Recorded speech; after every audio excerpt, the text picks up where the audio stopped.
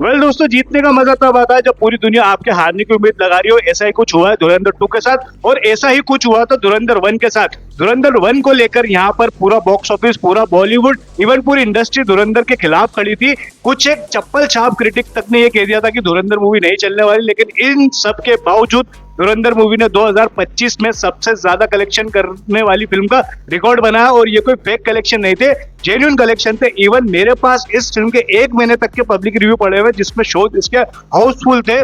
बात करूं धुरंधर 2 की, तो यहाँ पर स्टेटमेंट आ रहा है टॉक्सिक फिल्म की टीम की तरफ से कि भाई साहब, आप लोगों ने हमें रिलीज डेट के बारे में नहीं बताया था, आप लोगों ने अचानक ऐसा जो क्लैश है ना वो अनाउंस कर दिया, तो उससे टॉक्सिक की जो टीम है वो थोड़ी सी डिस्टर्ब हो गई है। तो मेरा सवाल ये है कि क्या आपने बताया था शाहरुख खान साहब को जब आप जीरो के सामने केजीएफ रिलीज करने वाले थे, क्या आपने बताया था किसी फिल्म को रिलीज करने से पहले, यहाँ तक कि आपने लव एंड वॉर के जो मेकर से संजय लीला बंसाली, उनसे आपने कहा था कि भाई साहब मैं मेरी टॉक्सिक लेकर आ रहा हूँ, थोड़ा सा रिलीज डेट आगे पीछे कर लेते हैं, बैठ कर डिस्कस कर लेते हैं, या फिर एक कॉल करते थे या फिर एक मेल करते थे। ऐसा कुछ नहीं होता है साहब इंडस्ट्री में। आप अपना मटेरियल अच्छा तैयार करो, धुरंधर वालों को अपना मटेरियल बढ़िया तैयार करने दो। ये ऑडियंस डिसाइड करेगी कि भाई साहब किसकी खीर में मिठास ज्यादा है, किसकी खीर में शक्कर ज्यादा है। तो भैया ये काम ऑडियंस पे छोड़ दो, इस तरीके के ब्लेम मत लगाओ। कल तक एक व्यक्ति ने, मतलब उनको कुछ एक लोगों ने ये बात कह दी थी कि भाई साहब टॉक्सिक के जो मेकर्स है वो मूवी की रिलीज डेट आगे पीछे करने वाले।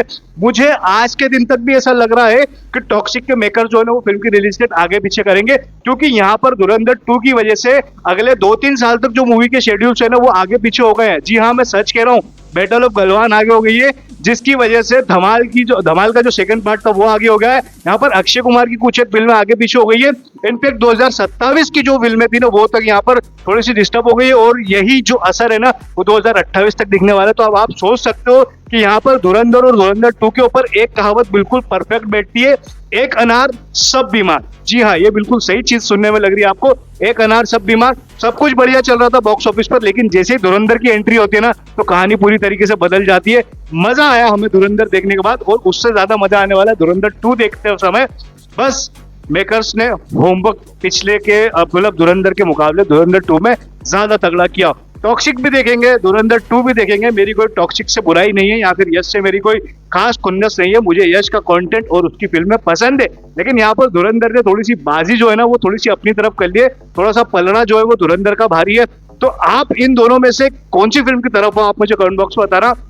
आप धुरंधर 2 वर्सेस टॉक्सिक में से पहले कौन सी मूवी देखोगे? नो डाउट आप कहीं से भी बिलोंग करते हो, आप देखोगे तो दोनों फिल्में, ये बात मैं भी जानता हूँ और आप भी जानते हो, लेकिन पहले कौन सी फिल्म देखोगे ये मुझे कमेंट बॉक्स में बताना। तो दोस्तों, ये जो वीडियो था ना मोस्टली डेडिकेटेड था धुरंधर 2 को, लेकिन टॉक्सिक को यहाँ पर रखना इसलिए जरूरी था क्योंकि फिलहाल बात ये है कि धुरंधर 2 की अगर बात होगी तो टॉक्सिक की भी बात जरूर होगी, और अगर टॉक्सिक की बात होगी तो धुरंधर 2 की भी बात जरूर होगी। अगले किसी वीडियो में मैं इन सब एक्टर्स की फीस बताऊंगा, बजट कितना है, कितने कहाँ पैसे खर्च हुए, कहाँ निकालने के लिए कौन से स्टेट से कितना क्या कवर करेगी मूवी, उन सब चीजों के बारे में बात करूंगा। लेकिन फिलहाल के लिए चलता हूँ क्योंकि वीडियो लंबा हो गया, मैं भी एक सांस में बात कर करके थक गया हूँ। तो फिलहाल के लिए चलता हूँ, दुआ में याद रखना। जय हिंद, जय भारत, वंदे मातरम।